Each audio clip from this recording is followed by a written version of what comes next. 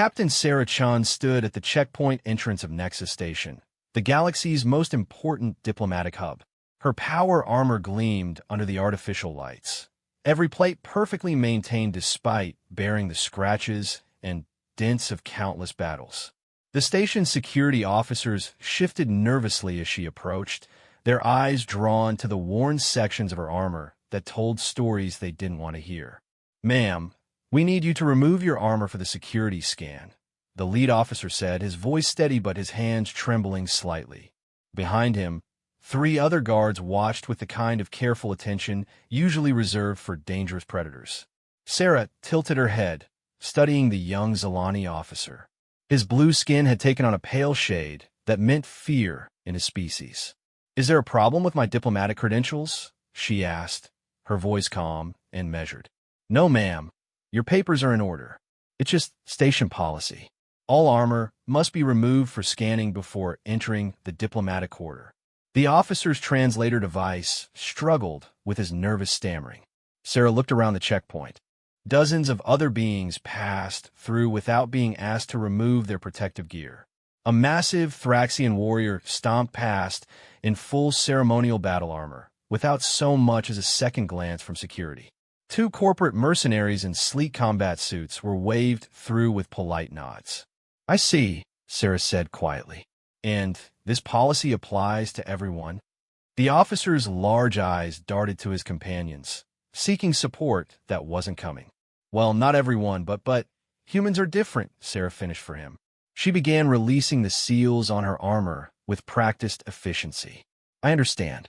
As the first pieces of armor came away, gasps echoed through the checkpoint. Sarah's skin told a story written in scars. Burns from plasma weapons created twisted patterns across her arms. Deep grooves from energy blades marked her shoulders and back. Most striking were the perfect circular scars that dotted her torso, wounds that could only come from direct hits by military-grade pulse weapons. The checkpoint fell silent. Even the usual chatter from the waiting areas died down as word spread through the crowd. Sarah continued removing her armor with mechanical precision, folding each piece neatly despite the growing audience. "Those scars," whispered a Corvin diplomat to her companion. "I've only seen marks like that on veteran soldiers from the Rim Wars." "Look at her back," another voice said in awed horror. "Those aren't battle scars. That's torture." Sarah heard them all. She always did. The whispers followed her everywhere she went in civilized space, a constant reminder that her past was written on her body in pain and violence. She pulled off the final piece of her armor and stood in the simple black bodysuit underneath. The security scanner's lights played over her exposed form, mapping every scar, every mark of violence. The readout screens showed no weapons, no threats, just the body of a woman who had survived things that should have killed her. "Clear," the scanner operator announced in a voice barely above a whisper. Sarah began putting her armor back on, but the damage was done. The crowd that had gathered wasn't moving along anymore. They were staring, some in horror, others in fascination. A few were making recordings with their personal devices. "Ma'am," the lead security officer said, his voice now filled with something that might have been respect or might have been fear. "We're sorry for the inconvenience. Your diplomatic status should have what?" Sarah asked as she sealed the chest plate of her armor. "Protected me from your curiosity, your fear." She turned to face him directly, and he took an involuntary step backward. "You've seen what you wanted to see. Are we finished here?" The officer nodded quickly and gestured for his team to open the way to the diplomatic quarter. Sarah walked forward, each step measured and deliberate. Behind her, she could hear the excited chatter starting up again. "Did you see those marks on her spine? Plasma burns on her arms. She must have been in close combat. Those aren't random scars. Someone did that to her deliberately. Who is she? I don't know, but look how she moves. Like a predator." Sarah ignored them and continued into the main station. Nexus Station was a marvel of engineering and diplomacy, a massive structure that housed representatives from over 200 different species. The diplomatic corridor was designed to accommodate the wildly different environmental needs of its inhabitants, with sections for methane breathers, high-gravity species, and energy-based life forms. As Sarah made her way through the corridors, she noticed the effects of her appearance rippling outward. Conversations stopped when she approached. Groups parted to give her more space than politeness required. Even the station's AI announced her presence with unusual formality. Captain Sarah Chun, Human Federation diplomatic representative, proceeding to Conference Level 7. The announcement caused another stir. Humans were still relatively new to galactic politics, having only made first contact 15 years earlier. Most species knew them only through carefully managed diplomatic encounters and sanitized historical records. Seeing the reality of human warfare written so clearly on Sarah's body was clearly disturbing to many of the station's inhabitants. Sarah arrived at the conference level and checked in with the administrator. "Your quarters are in Section C, Room 47, the clerk said without making eye contact. "The opening ceremony begins tomorrow at 0800 station time. Will you need anything else?" "Information," Sarah said. "Which other species will be represented at these peace talks?" The clerk's fingers danced over his console. "Let me see.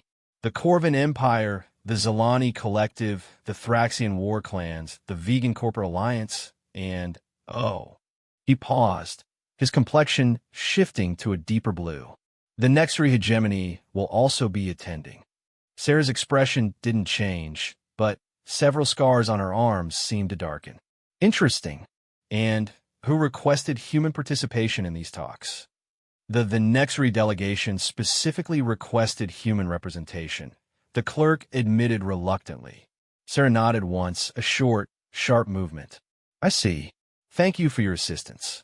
As she walked away from the desk, Sarah's mind raced. The Nexary hegemony had been humanity's first contact with galactic civilization.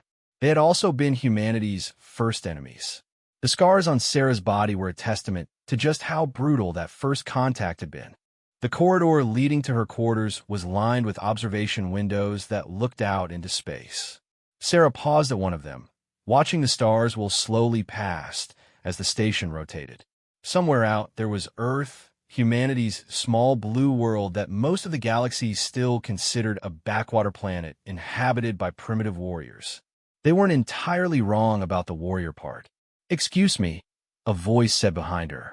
Sarah turned to see a tall, elegant woman approaching.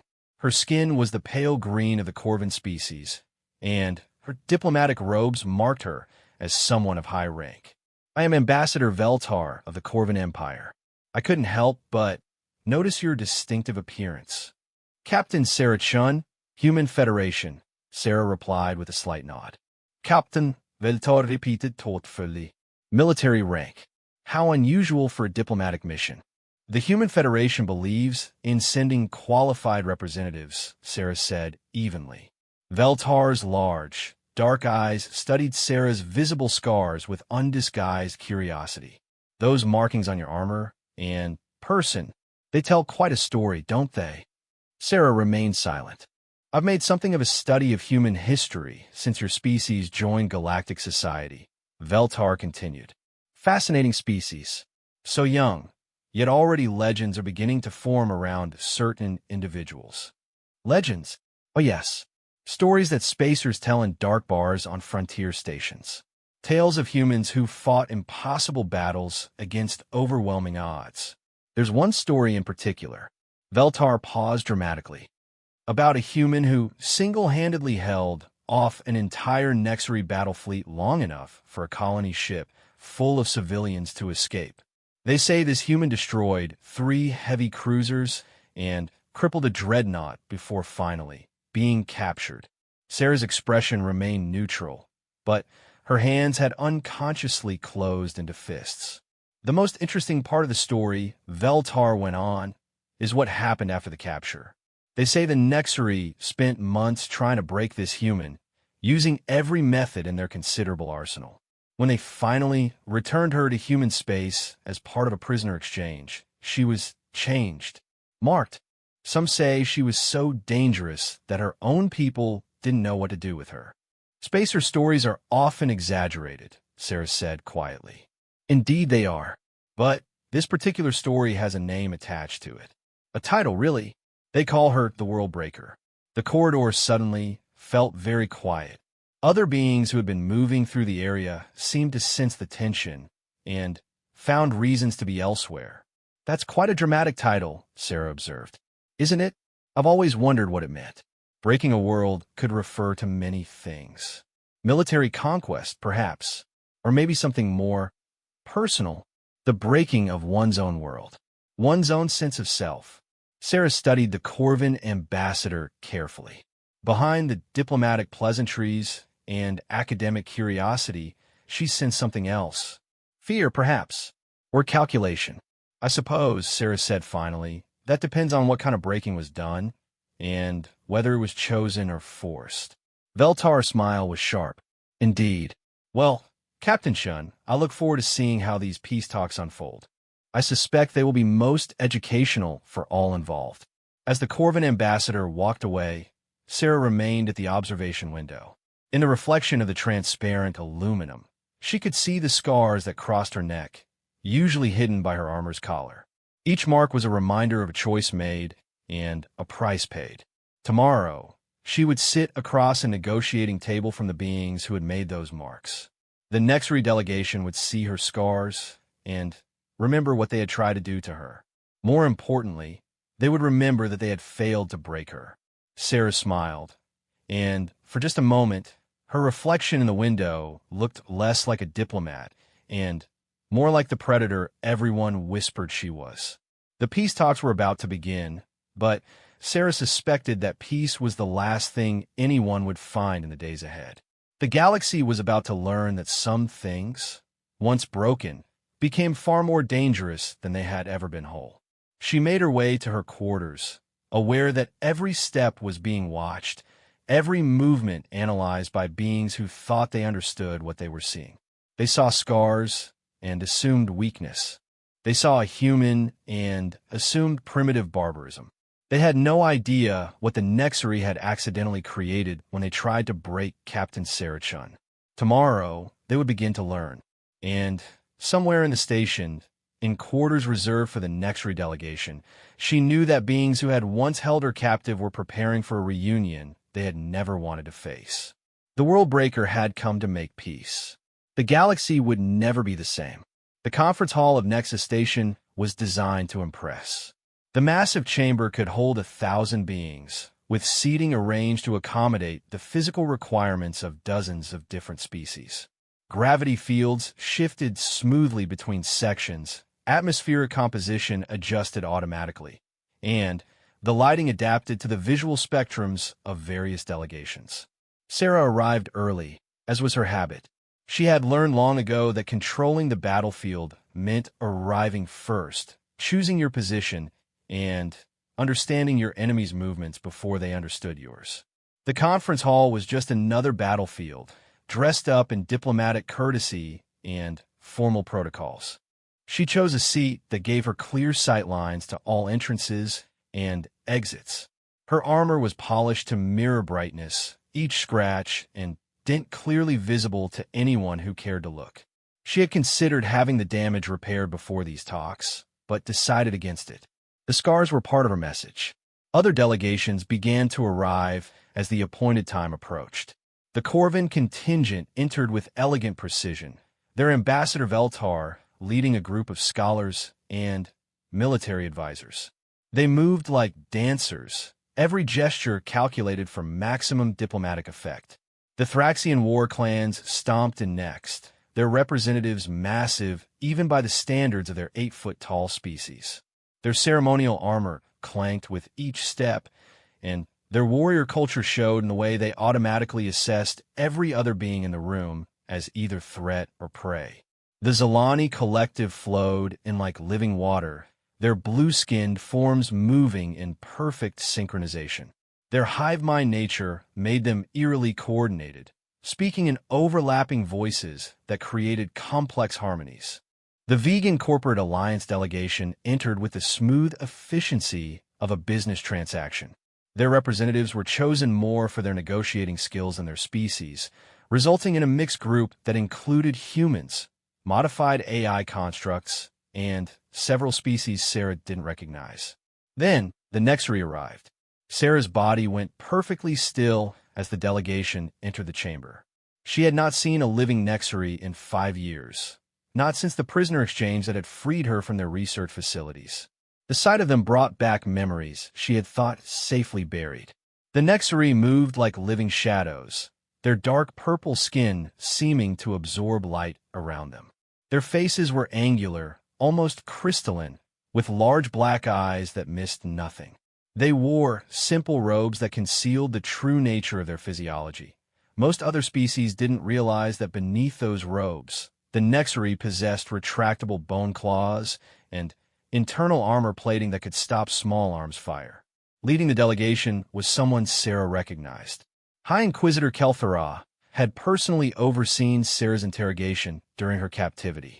The Nexari's black eyes swept the room and settled on Sarah with what might have been surprise or might have been satisfaction. "Delegates," announced the station's AI, "please take your assigned positions. The Galactic Peace Initiative Conference will now commence." As beings settled into their seats, Sarah noticed the careful positioning. The Nexari delegation was directly across from the human representative, herself. This was not an accident. Every detail of these talks had been negotiated in advance, including who sat where and when. The conference mediator was a being Sarah had never encountered before. It introduced itself as Consciousness Prime 7, an energy-based life form that appeared as a shifting column of light. Its voice came from speakers throughout the chamber, carrying no emotional inflection. "This conference has been called to address the growing tensions along the disputed border zone," Consciousness Prime 7 announced. "Recent incidents have threatened to destabilize the entire galactic sector. We are here to find a peaceful resolution before these tensions escalate into open warfare."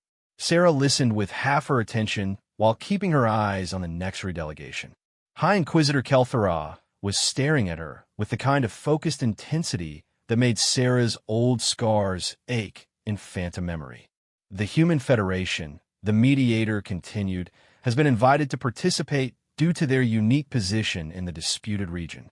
Despite being new to galactic politics, humanity has demonstrated both the willingness to fight for their beliefs and the wisdom to pursue diplomatic solutions." Ambassador Veltar was the first to speak. "The Corvin Empire appreciates the opportunity to address these concerns in a civilized manner. However, we must question the wisdom of including a species known primarily for their aggressive tendencies in peace negotiations." Sarah stood slowly, drawing all attention in the room. "The Human Federation objects to that characterization. We are here in good faith to work toward peace." Captain Chun, High Inquisitor Kel'Thuzad spoke for the first time, her voice carrying harmonics that made Sarah's teeth ache. "Your reputation precedes you. The galaxy has heard many stories about the human called World Breaker."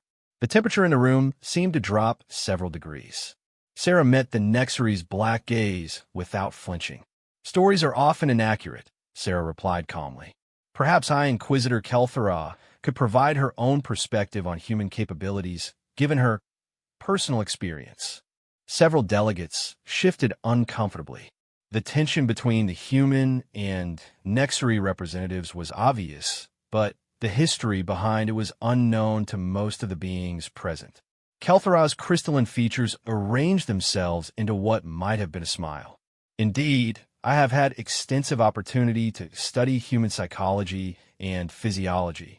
Your species is quite remarkable in its capacity to endure and adapt." "Thank you," Sarah said, though everyone in the room could tell the Nexari's comment wasn't intended as a compliment.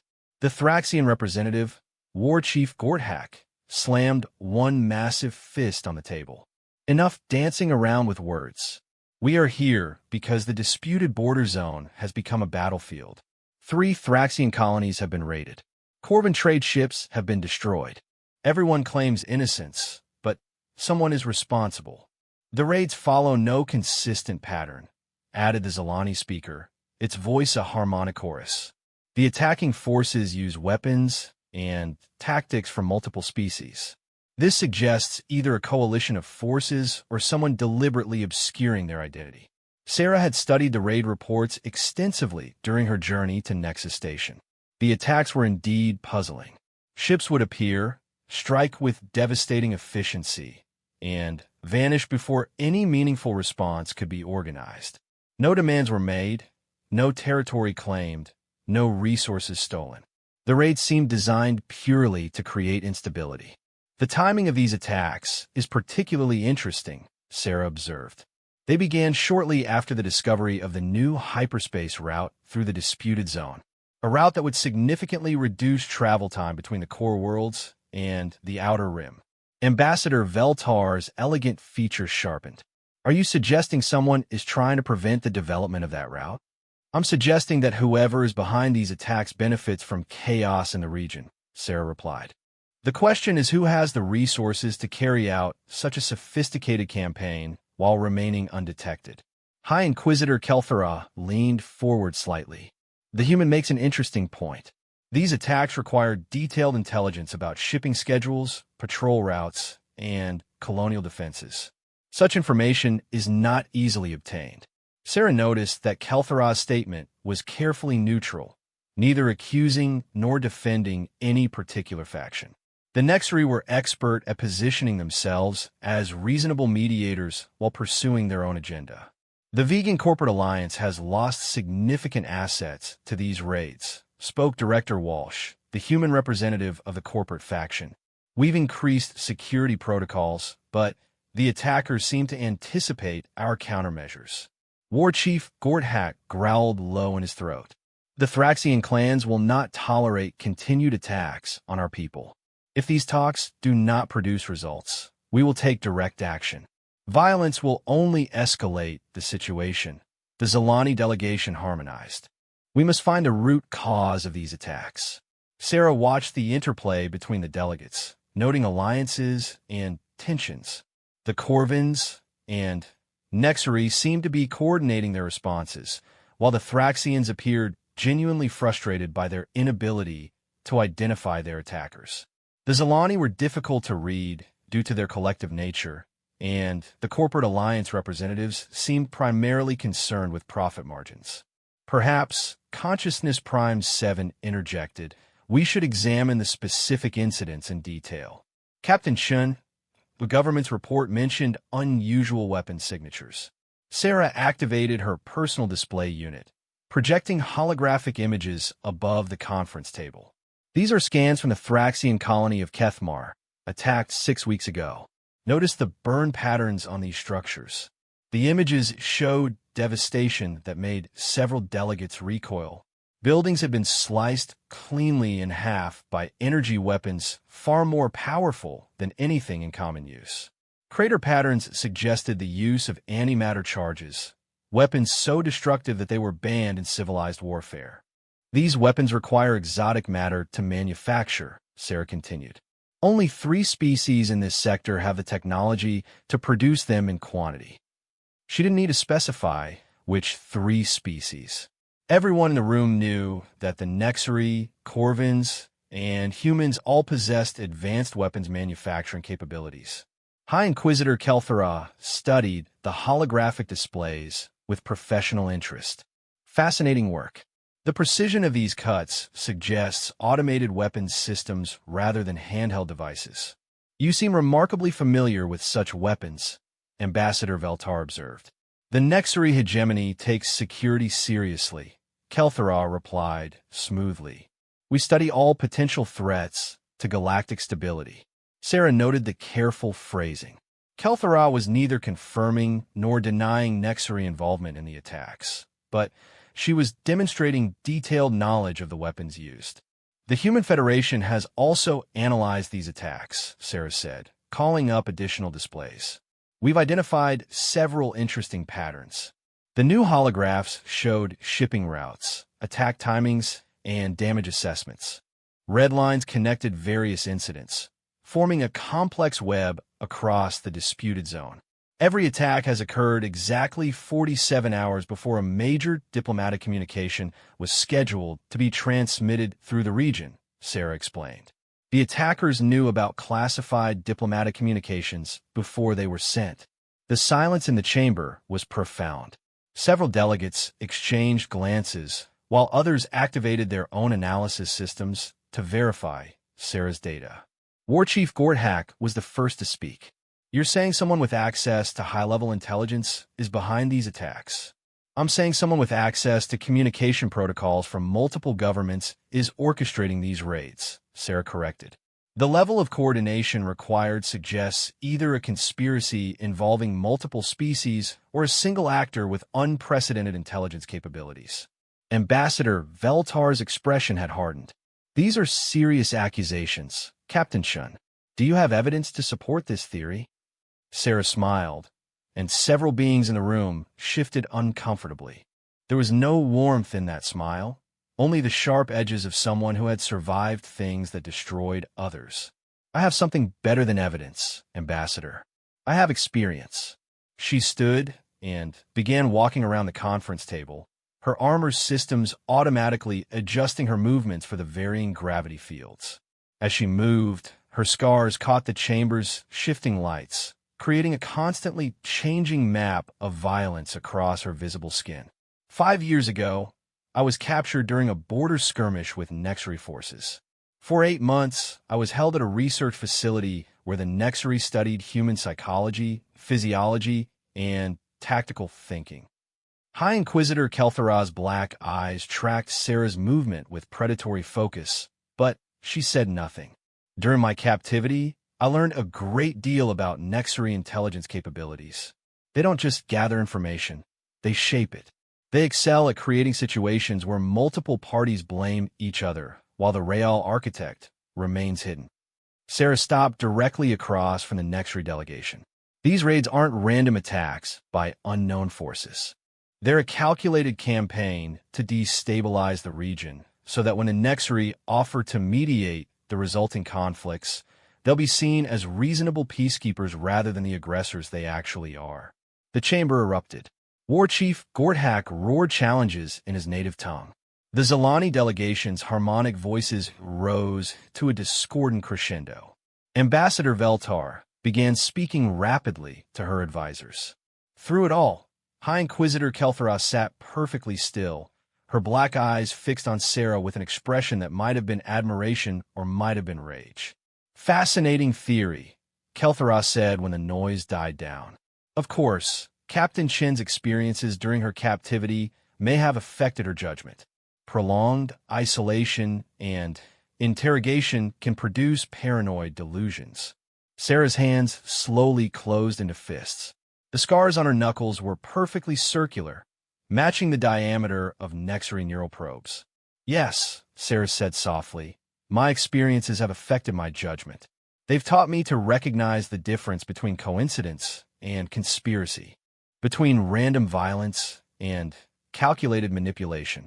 She activated her display unit again, this time showing a star map of the entire sector. The Nexari have been positioning themselves as mediators in 3 separate conflicts over the past 2 years. In each case, the conflicts began with mysterious attacks that couldn't be traced to any known faction. In each case, the Nexari ultimately gained strategic advantages from the resulting peace negotiations. The evidence was damning, but circumstantial. Sarah could see the calculation in the eyes of the other delegates as they weighed the implications of her accusations. Even if this theory were correct, Ambassador Veltar said carefully, what would you propose as a solution? Sarah smiled again, and this time several beings actually moved backward in their seats. I propose we give a Nexari exactly what they want, she said. Let them mediate these conflicts.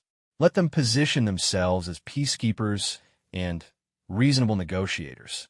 High Inquisitor Kel'Thuz's crystalline features sharpened with interest. An unexpected response, Captain Shun. Because while they're playing their games of manipulation and deception, the Human Federation will be doing what we do best, which is... Sarah's scars seemed to darken in the chamber's lighting as she prepared to reveal the trap that had been 5 years in the making. Breaking things. The conference chamber fell into absolute silence. Sarah's words hung in the air like a challenge that no one quite knew how to answer. The other delegates stared at her with mixtures of fascination and horror, as if they were watching a predator reveal its true nature. High Inquisitor Kelthara was the first to recover. "Captain Chun, are you threatening violence at a peace conference?" "Not at all," Sarah replied, her voice perfectly calm. "I'm simply stating a fact about human nature. When we can't find a solution to a problem, we tend to break things until the problem becomes simpler." She walked back to her seat with measured steps, each footfall echoing in the silent chamber. As she sat down, her armor systems automatically adjusted to the conference room's formal protocols, but the effect was somewhat ruined by the way her visible scars caught the light with each movement. "Perhaps," said Consciousness Prime 7, its electronic voice cutting through the tension, "we should focus on constructive solutions rather than breaking things." War Chief Gorthak slammed his fist on the table again, causing several smaller delegates to jump. "The human speaks sense. Too much talking, not enough action. If someone is attacking our colonies, we find them and crush them. Violence will only escalate the situation." The Zalani delegation harmonized, their voices creating complex interference patterns that made several beings wince. "We must seek understanding, not destruction." Sarah activated her personal display again, this time showing a detailed schematic of something that made Ambassador Veltar's eyes widen in recognition. "The Human Federation has been developing new technologies since our introduction to galactic civilization," Sarah explained. "This is a quantum resonance tracker. It can follow hyperspace signatures across multiple jumps, even through interference fields." The schematic rotated slowly above the table, revealing a device that was elegant in its simplicity and terrifying in its implications. Several delegates began rapid conversations with their technical advisors. "Impossible," Director Walsh from the Corporate Alliance stated. "Our best scientists say quantum tracking through hyperspace is theoretically possible, but practically impossible. The power requirements alone were solved 18 months ago," Sarah interrupted. "Human engineering tends to find ways around impossible when we're sufficiently motivated." High Inquisitor Kelthara leaned forward, her black eyes reflecting the holographic display. "And what has motivated the Human Federation to develop such technology?" Sarah's expression didn't change, but something in her posture shifted. For just a moment, she looked less like a diplomat and more like the warrior everyone suspected she was. "The desire to never be surprised again," she said quietly. "My captivity taught me that knowledge is the most effective weapon in any arsenal." The implications were staggering. If humanity possessed working quantum tracking technology, they could follow any ship through hyperspace, regardless of stealth systems or electronic countermeasures. No fleet could move undetected. No secret base could remain hidden. Such technology would revolutionize galactic warfare. Ambassador Veltar observed, her diplomatic training warring with obvious excitement. "The strategic advantages would be enormous." "Indeed," Sarah agreed, "which is why the Human Federation has decided to share this technology with all species represented at these peace talks." The chamber erupted again. This time, the noise was different, less anger, more desperate calculation. Every delegate was instantly trying to figure out what Sarah's offer meant for their own species' strategic position. "There must be conditions," War Chief Gorthak rumbled suspiciously. "Humans don't give away weapons for free." "Very perceptive," Sarah acknowledged. "There is one condition. The technology will only be released when the raids on the disputed border zone stop completely." She stood again and began walking around the conference table, her movements predatory and precise. "You see, the Human Federation has already used our quantum trackers to follow the raiding ships back to their bases. We know exactly who's been conducting these attacks." High Inquisitor Kelthara's crystalline features remained perfectly composed, but Sarah noticed that the Nexary's hands had moved to rest on the table, where her concealed claws could be deployed quickly. "And what have your investigations revealed?" Kelthara asked. Sarah smiled, and this time the expression contained genuine warmth. It was somehow more unsettling than her previous cold smiles. That's the beautiful part of this situation, Sarah said. We don't need to reveal what we've discovered. We just need to stop the attacks. She activated her display unit one final time, showing a map of the entire disputed border zone marked with red indicators. These are the locations of every raiding ship currently in the region. There are 47 vessels operating under false transponder codes, using modified weapons, and following a coordinated attack pattern. The display zoomed in on specific locations, showing ship configurations and projected movement patterns. As of this morning, every one of these ships is being tracked by human quantum sensors. Their crews don't know they're being watched, but we can follow their every movement in real time. Director Walsh was frantically taking notes. The implications for commercial shipping alone are considerable, Sarah agreed, which is why the corporate alliance should be very interested in ensuring these attacks stop immediately. She paused in front of the Thraxian delegation. War Chief Gorthak was studying the display with the focused attention of an experienced military commander. Chief Gorthak, how long would it take your war fleets to reach these coordinates? The massive Thraxian considered for a moment. With our fastest ships, perhaps 6 hours.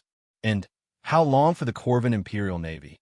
Ambassador Veltar consulted her personal device.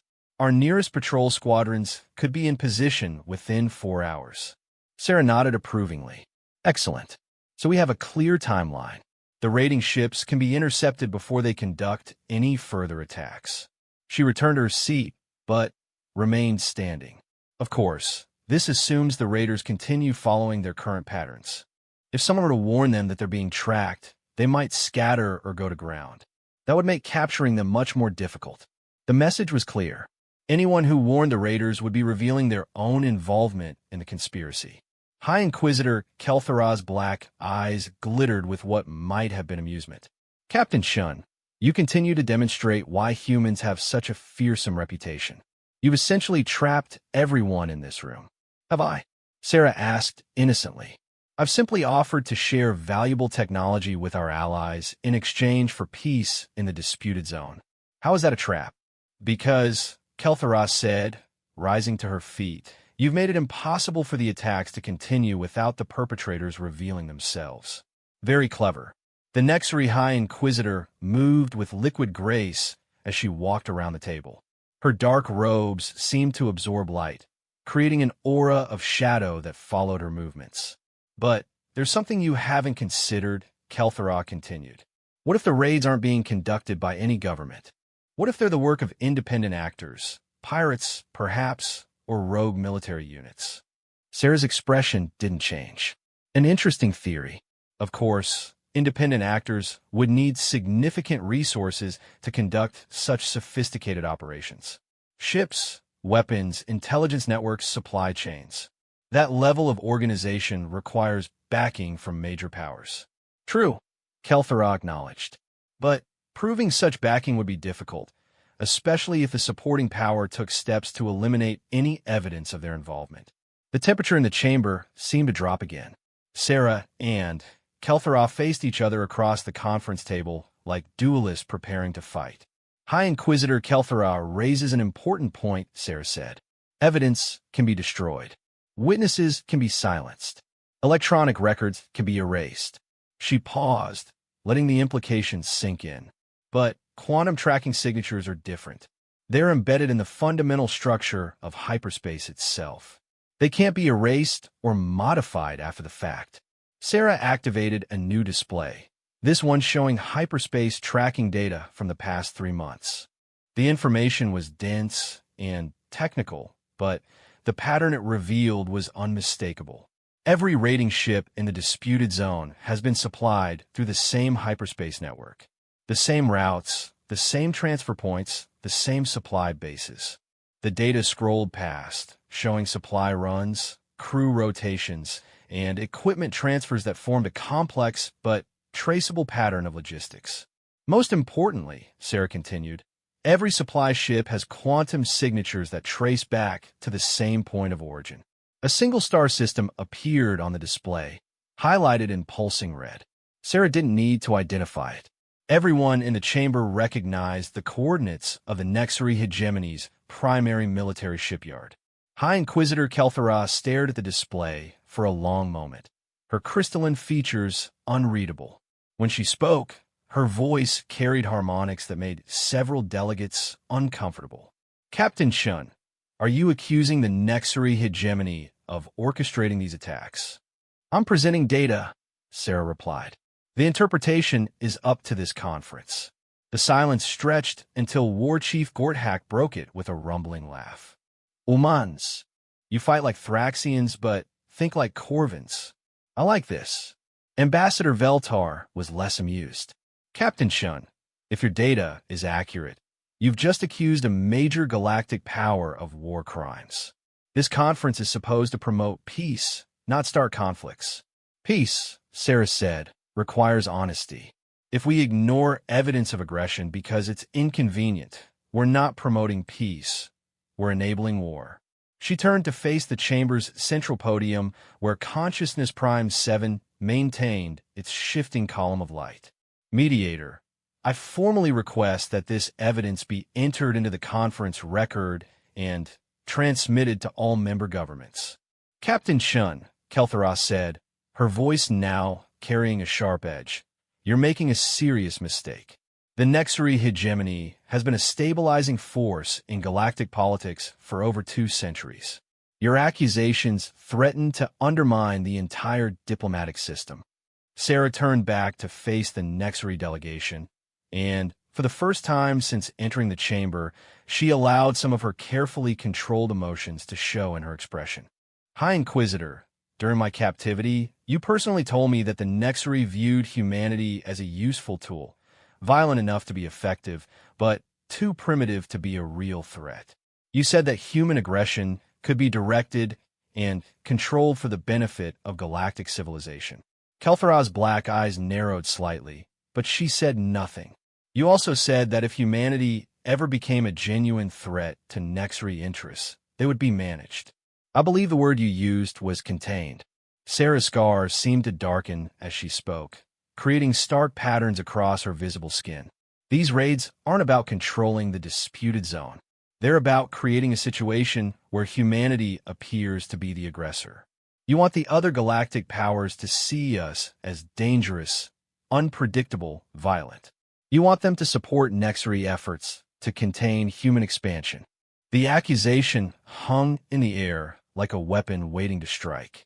Several delegates were frantically communicating with their home governments, while others watched the confrontation between Sarah and Kel'Thara with the fascinated horror of beings witnessing something historic and terrible.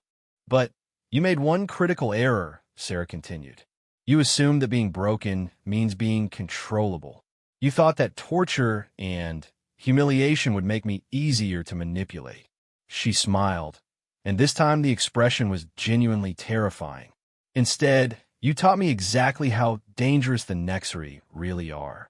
And, more importantly, you taught me how to be dangerous in return. High Inquisitor Kel'Thara, finally, moved, her hands sliding beneath her robes toward concealed weapons. But Sarah was faster.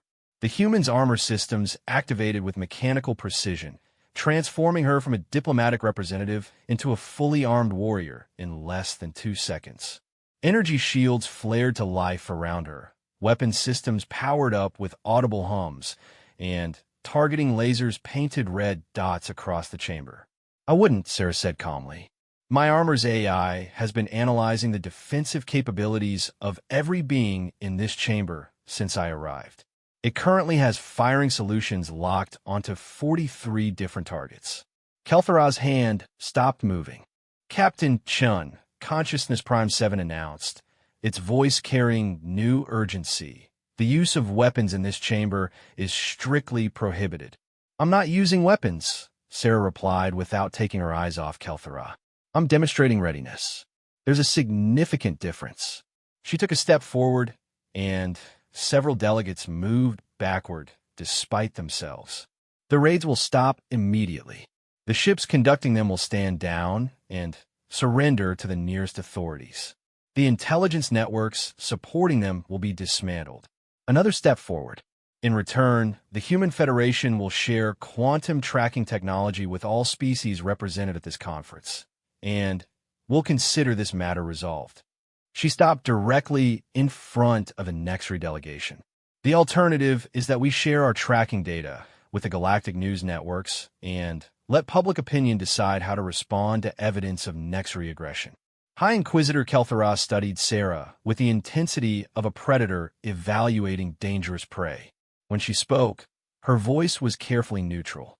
And if the Nexri hegemony agrees to your terms, then we proceed with these peace talks as originally planned. The disputed zone becomes a neutral trade corridor. All species benefit from increased commerce, and the galaxy becomes a more stable place. Sarah's armor powered down as suddenly as it had activated, returning her to the appearance of a diplomatic representative rather than a walking weapons platform. Of course, she added conversationally, the Human Federation will be keeping a very close watch on the region. Our quantum tracking network is now permanently deployed throughout the sector. She returned to her seat and sat down, every movement casual and relaxed. I believe it's time for a recess so that all delegations can consult with their home governments. Shall we reconvene in 4 hours? As the chamber began to empty, beings filing out in small groups while maintaining careful distances from both the human and Nexri delegations, High Inquisitor Kel'Thuzad remained seated. Her black eyes never left Sarah's face. Captain Shun, she said quietly, you've become everything we hoped you wouldn't. Sarah smiled one final time. No, High Inquisitor, I've become everything you taught me to be. Sarah stood alone in her quarters aboard Nexus Station, staring out at the stars through the transparent aluminum window. The recess had been called 6 hours ago, but she knew the real negotiations were only just beginning. Right now, in secure chambers throughout the station, desperate communications were flying between delegations and their home governments. Her personal communication system chimed softly. Sarah activated the secure channel, and the holographic image of Admiral Morrison materialized in the center of her quarters. The older man's weathered face showed the strain of commanding humanity's first deep space fleet. Captain Shun, I've been watching the conference feeds. Hell of a performance. Thank you, sir. Has there been any response from the Nexri home government? Morrison's expression darkened. 3 hours ago, a Nexri diplomatic courier arrived at Earth carrying what they're calling a clarification of mutual interests. It's essentially an ultimatum. Sarah felt her scars tighten with familiar tension. What kind of ultimatum? They want you removed from the negotiations immediately. They claim your compromised psychological state makes productive diplomacy impossible. If we don't comply, they're threatening to withdraw from all current peace agreements and impose trade sanctions on human space. Sarah's jaw tightened. Even now, the Nexri were trying to use her past against her, turning her survival into a weapon against humanity. What was the Security Council's response? Morrison smiled grimly. President Hassan told them to go to hell in 7 different languages. We're backing you completely, Captain. Whatever you need. I need the quantum tracking data to remain classified for another 12 hours, Sarah said. After that, it won't matter if they know we have it. Done. Anything else? Sarah considered for a moment. How many ships do we have in the region? The 5th Fleet is conducting exercises 3 light years from your position. 12 heavy cruisers for dreadnoughts and about 30 support vessels. Admiral Watanabe is in command. And the new ships. Morrison's smile became predatory. All 5 Worldbreaker-class vessels are operational and standing by. The engineers outdid themselves. These ships are monsters. Sarah nodded with satisfaction. The Worldbreaker-class ships were humanity's answer to the galactic powers that had dismissed them as primitive. Each vessel incorporated lessons learned from humanity's violent introduction to galactic politics, designed specifically to fight outnumbered against technologically superior enemies. Keep them on standby, but don't move them any closer unless I give the word. The Nexri are probably monitoring all fleet movements. Understood. Sarah. Morrison paused, his expression becoming paternal. Are you sure you want to do this? We could send a replacement diplomat, someone without your history. Sarah touched one of the circular scars on her neck, remembering the neural probe that had made it. No, sir. This needs to be me. The Nexari understand power and fear. They need to see that their attempts to break me failed. All right, give them hell, Captain. The transmission ended, leaving Sarah alone with her thoughts. She walked to her personal equipment case and removed a small device that looked like a simple jewelry box. Inside, resting on dark velvet, was a single scar, a piece of synthetic skin that perfectly matched her own. During her captivity, the Nexari had conducted experiments that required removing sections of skin for analysis. They had offered to heal the wounds completely, leaving no trace of their work. Sarah had refused. Every scar was a reminder of what she had endured and overcome. But there was one scar they hadn't known about. During her final escape attempt, a Nexari neural probe had malfunctioned, burning a mark into her skin that looked exactly like their military insignia. Sarah had hidden it during her medical examinations after the prisoner exchange. Now, she carefully applied the synthetic skin over the mark, concealing it once again. Some weapons were only effective when used at precisely the right moment. Her door chimed. Sarah sealed the equipment case and activated the door controls. High Inquisitor Kel'Thuzad stood in the corridor, flanked by two Nexari guards in full ceremonial armor. Captain Shun, I was hoping we could speak privately before the conference reconvenes. Sarah gestured for the Nexari to enter, noting that Kel'Thuzad's guards remained in the corridor. The High Inquisitor moved through Sarah's quarters with the fluid grace of her species, examining the sparse furnishings and personal effects. You live simply for someone with your reputation, Kel'Thuzad observed. I learned to appreciate simplicity during my stay at your research facility, Sarah replied. Kel'Thuzad turned to face her, those black eyes reflecting the starlight from the window. That experience seems to have affected you profoundly. It taught me valuable lessons about survival and adaptation. Indeed, it also seems to have given you certain misconceptions about Nexari intentions. Sarah moved to stand near her equipment case, one hand resting casually on its surface. Such as, you believe we see humanity as a threat to be contained. This is incorrect. We see humanity as a valuable addition to galactic civilization, but one that requires careful integration. The way you integrate test subjects into your research programs. Kel'Thuzad's crystalline features shifted in what might have been annoyance. Captain Shun, your experiences during captivity were regrettable but necessary. You were a prisoner of war captured during legitimate military action. The research conducted was within accepted parameters for intelligence gathering. Sarah's hand moved to touch the concealed scar on her neck. Torture is an accepted parameter. Enhanced interrogation techniques are used by every major power when the situation warrants. The information you possessed about human military capabilities was too valuable to ignore. And what information did you extract? Kel'Thuzad smiled, and the expression was genuinely unsettling on her angular features. More than you know, Captain. During your captivity, we learned a great deal about human psychology, pain tolerance, strategic thinking, and social bonding patterns. That knowledge has proven quite useful. Sarah felt a chill run down her spine. Useful how?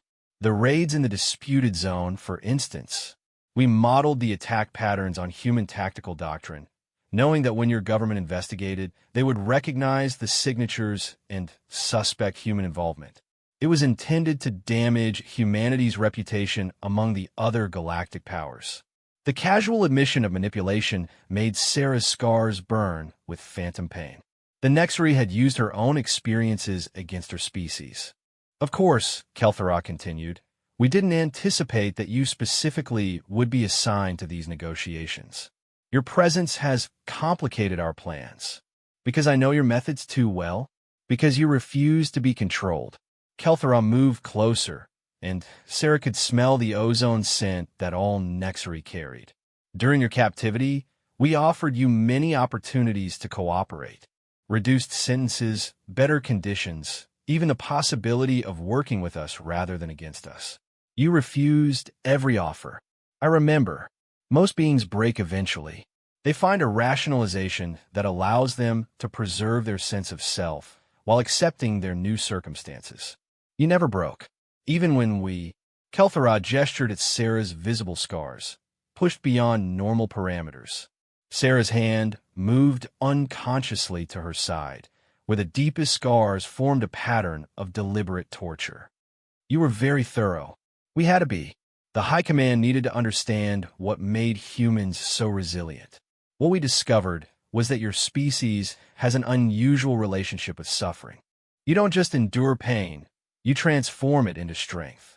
Kel'Thuzad stopped directly in front of Sarah, close enough that the human could see her own reflection in those black eyes. But there's something else we learned, Captain. Something you may not realize about yourself, which is you've become addicted to the confrontation, the struggle against impossible odds, the satisfaction of proving your enemies wrong. You could have requested a different assignment, let someone else handle these negotiations. Instead, you specifically volunteered for this mission. Sarah felt her jaw tighten. There was truth in Kel'Thuzad's words that she didn't want to acknowledge. You wanted to face us again, the Nexari continued, to prove that you couldn't be broken, that you could turn your suffering into victory. It's admirable in its way, but it's also predictable. What's your point, High Inquisitor? Kel'Thuzad smiled again, this time with genuine warmth that was somehow more frightening than her previous cold expressions. My point is that we've been planning for this confrontation since the day we released you. We knew you would eventually seek revenge against us. We've been preparing. Sarah's hand tightened on her equipment case. Preparing how? The raids were never about controlling the disputed zone or damaging humanity's reputation. They were bait, Captain Shun. Bait designed specifically to draw you into a situation where we could finish what we started 5 years ago. The temperature in Sarah's quarters seemed to drop. She could feel the familiar weight of her armor's weapon systems, but she knew that drawing weapons now would only confirm Kel'Thuzad's accusations about her psychological state. You see, Kel'Thuzad continued, the other galactic powers are watching these negotiations very carefully. They're evaluating humanity's fitness for full membership in galactic civilization. If the human representative proves to be unstable, violent, or paranoid, they'll support Nexari efforts to contain human expansion, Sarah finished. Precisely. And you've played your role perfectly. Your accusations, your threats, your dramatic revelation of classified technology, it all confirms what we've been telling the other powers about human nature. Sarah felt the trap closing around her. Every move she had made, every revelation she had planned, had been anticipated and turned against her. But there's still time to salvage the situation, Kel'Thuzad said. Withdraw your accusations. Agree that the raids were conducted by unknown parties. Accept a face-saving compromise that allows all parties to claim victory. Humanity keeps its dignity, and we all move forward as allies. And if I refuse? Kel'Thuzad's expression hardened. Then, the other delegations will see a human diplomat who prioritizes vengeance over peace. They'll support our proposal to limit human expansion to their current territory, with Nexari oversight to prevent future conflicts. Sarah stared at the Nexari High Inquisitor, seeing her own reflection in those alien eyes. For a moment, she felt the same despair she had experienced during her darkest moments in captivity, when it seemed like every choice led only to deeper suffering. Then she smiled. High Inquisitor, there's something you should know about human psychology that apparently didn't make it into your research files. Which is— Sarah opened her equipment case and removed what appeared to be a small recording device. We're really good at learning from our mistakes. She activated the device, and Kel'Thuzad's own words echoed through the quarters. The raids in the disputed zone, for instance. We modeled the attack patterns on human tactical doctrine, knowing that when your government investigated, they would recognize the signatures and suspect human involvement. Kel'Thuzad's crystalline features went completely still. You recorded our conversation, every word, and It's already been transmitted to the conference mediator and all delegation leaders. Sarah's smile became predatory. You see, during my captivity, I learned that the Nexari have one critical weakness. You're so confident in your intellectual superiority that you can't resist explaining exactly how clever you've been.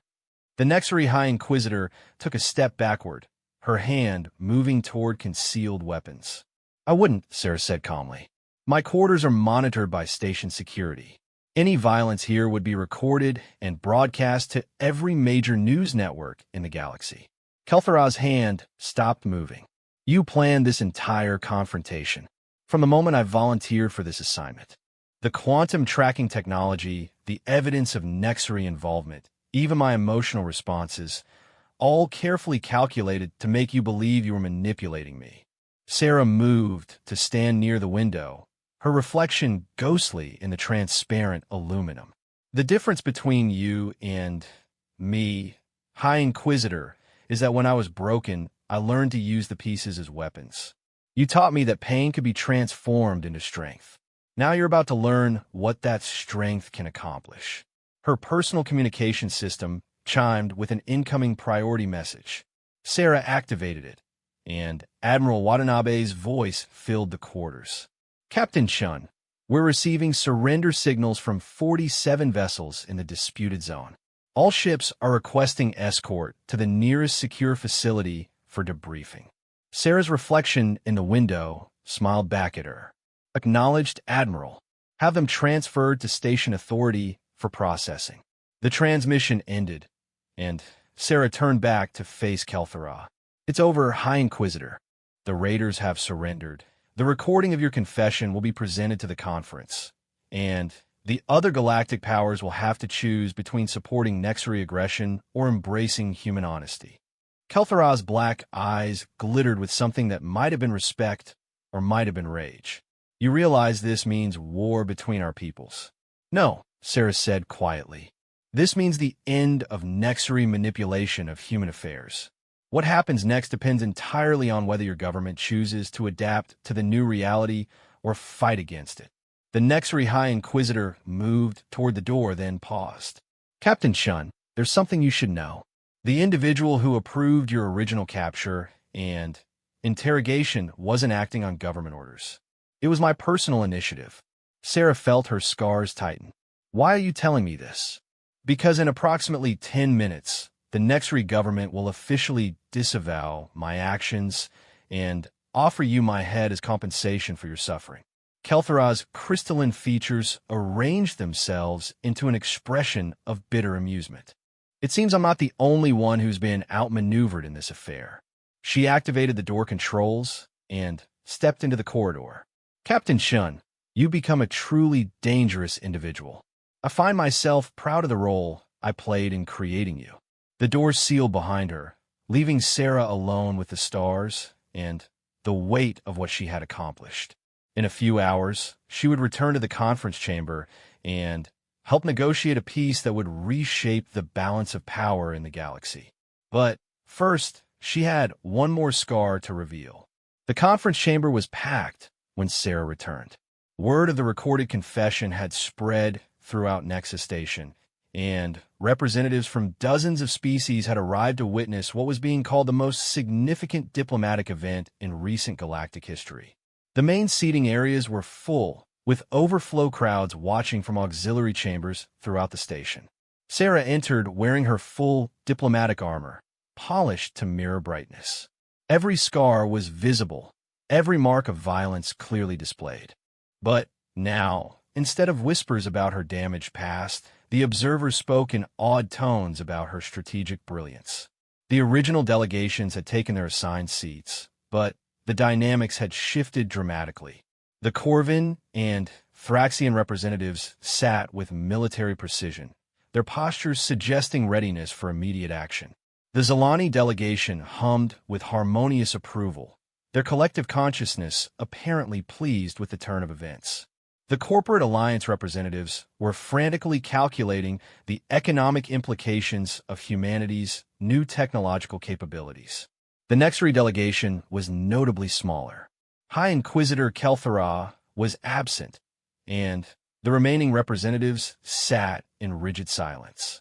At the head of their group was someone Sarah recognized from intelligence briefings. High Counselor Vexendra, one of the most powerful individuals in the Nexary hegemony. Consciousness Prime 7 materialized at the center podium, its column of light noticeably brighter than before. This conference will now reconvene. Recent developments have significantly altered the scope of our discussions. The mediator's electronic voice carried new authority as it addressed the chamber. Captain Sarah Chun of the Human Federation has presented evidence and recordings that implicate certain Nexary individuals in the orchestration of attacks throughout the disputed border zone. This evidence has been verified by independent analysts and distributed to all major galactic governments. Sarah remained standing at her position, her armor systems quietly monitoring the room for threats.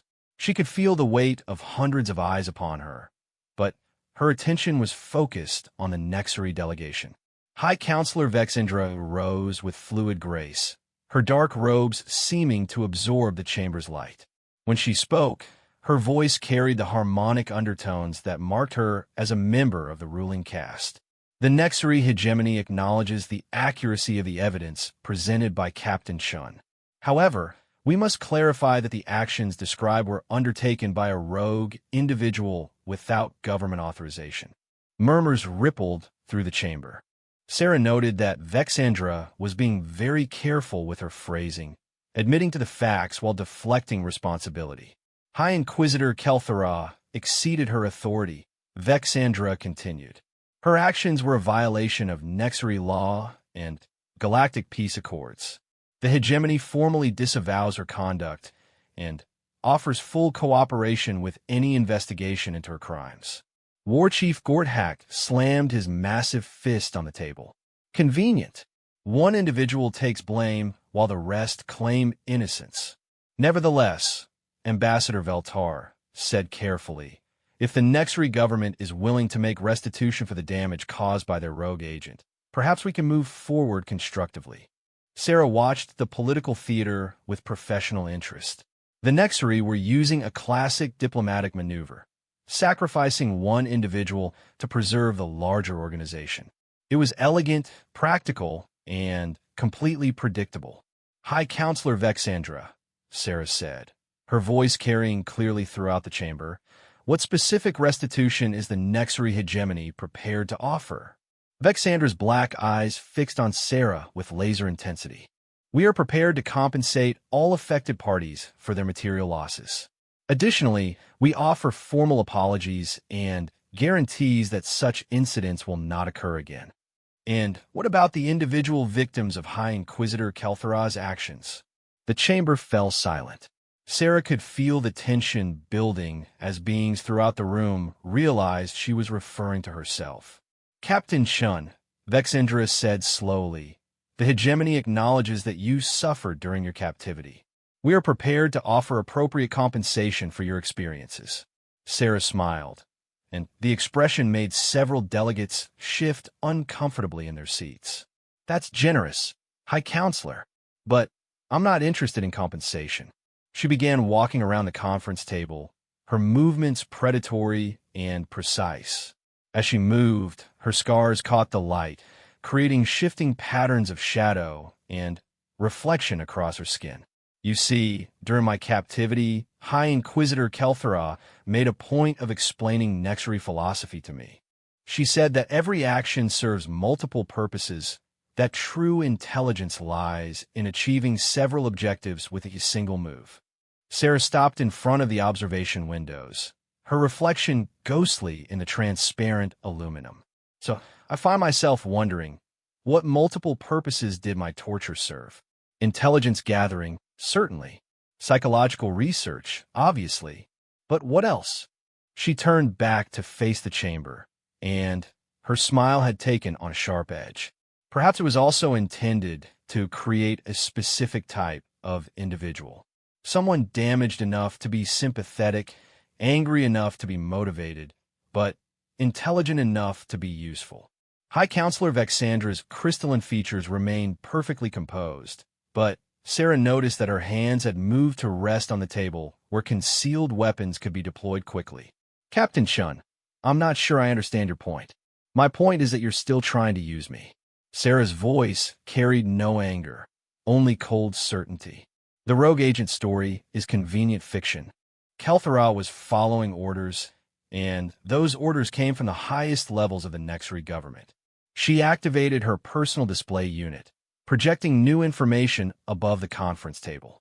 This time, the data showed communication intercepts, resource allocations, and personnel transfers that painted a picture of systematic planning. Human intelligence has been very busy over the past 5 years, Sarah explained. We've been tracking Nexri operations throughout the sector, mapping their networks, and identifying their assets. The display showed a complex web of connections linking the raids to legitimate Nexri government resources. The ships used in the attacks were built in official Nexri shipyards. The weapons came from government arsenals. The intelligence was gathered by active Nexri agents. This wasn't a rogue operation. It was a black project with full official backing. High Counselor Vexindra stood slowly, her dark robes rustling with suppressed movement. Captain Chun, these are serious accusations. Do you have proof of official Nexri involvement? Sarah's smile became genuinely predatory. I have something better than proof, High Counselor. I have a confession. She activated a new recording, and High Inquisitor Kelthara's voice filled the chamber. The raids were never about controlling the disputed zone or damaging humanity's reputation. They were bait, Captain Chun. Bait designed specifically to draw you into a situation where we could finish what we started 5 years ago. The recording continued, playing Kelthara's detailed explanation of how the attacks had been planned and executed with full knowledge of their political implications. When the recording ended, the chamber was silent except for the soft hum of environmental systems. As you can hear, Sarah said conversationally, High Inquisitor Kelthara was quite explicit about the true nature of these operations. This wasn't a rogue agent pursuing personal vendetta. This was official Nexri policy. High Counselor Vexandra's composure finally cracked. Her black eyes flashed with something that might have been fury or might have been fear. Even if these recordings are genuine, they prove nothing about government authorization. Kelthara could have been operating under mistaken assumptions about her orders. Sarah nodded thoughtfully. That's certainly possible, High Counselor. But there's one more piece of evidence I'd like to share. She reached up and began removing the synthetic skin from her neck, revealing the scar she had kept hidden for 5 years. As the concealment came away, a perfect reproduction of the Nexri military insignia became visible, burned into Sarah's flesh with surgical precision. Gasps echoed throughout the chamber. The symbol was unmistakable. It was the personal mark of High Counselor Vexindra herself. This scar was made during my final interrogation session, Sarah said, her voice carrying clearly through the stunned silence. High Inquisitor Kelthara used a neural probe configured with your personal command codes, High Counselor. She told me it was to ensure I would always remember who was responsible for my suffering. Vexandra's crystalline features went completely rigid. Impossible. My command codes are encrypted and compartmentalized. No single individual has access unless they're acting on direct orders from the High Council itself, Sarah finished. This mark can only be made using codes that require authorization from at least 3 council members. She turned to address the entire chamber. Ladies, gentlemen, and honored beings, you now have irrefutable proof that my torture was not only authorized by the Nexri government, it was personally overseen by their highest leadership. The political implications were staggering. High Counselor Vexindra had been caught in a lie so significant that it called into question every statement she had made. Worse, the evidence suggested that the entire Nexri government had been involved in war crimes. Ambassador Veltar was the first to speak. High Counselor, how do you respond to this evidence? Vexandra remained standing, but Sarah could see the tension in her posture. The Nexri leader was calculating rapidly, looking for a way to salvage the situation. The evidence is concerning, Vexindra said finally. However, I must question Captain Chen's motives in revealing it now. Why wait 5 years to present this information? Why conceal it during her initial debriefings? Sarah had been expecting this line of attack. Because, High Counselor, I wanted you to commit to your lies publicly before revealing the truth. If I had shown this evidence immediately, you would have found ways to explain it away or claim it was fabricated. She gestured to the chamber full of observers. Now, however, you've already denied official involvement, claimed Kelthara was a rogue agent, and offered to cooperate with investigations. Your credibility is destroyed. War Chief Gordhack laughed, a sound like grinding stone. The human speaks truth. Nexri words are poison, but their actions reveal everything. The Zilani delegation began harmonizing in complex patterns that suggested collective approval. The evidence supports Captain Chen's assertions. The Nexri hegemony has violated fundamental principles of galactic civilization. Even Director Walsh from the Corporate Alliance was nodding agreement. This level of deception makes any commercial agreements with the Nexri impossible to trust. Sarah watched as the political balance in the chamber shifted decisively against the Nexri. 5 years of careful planning were finally bearing fruit. High Counselor Vexandra, Sarah said, I have one final offer for the Nexri hegemony. Vexandra's black eyes fixed on Sarah with desperate intensity. What offer? Complete withdrawal from the disputed border zone, public acknowledgement of war crimes, full reparations to all affected parties, and submission to galactic oversight of Nexri military operations for the next 50 years. The terms were harsh enough to be humiliating, but not so severe as to force the Nexri into a corner where violence was their only option. In return, Sarah continued, the Human Federation will share quantum tracking technology with all galactic powers except the Nexri.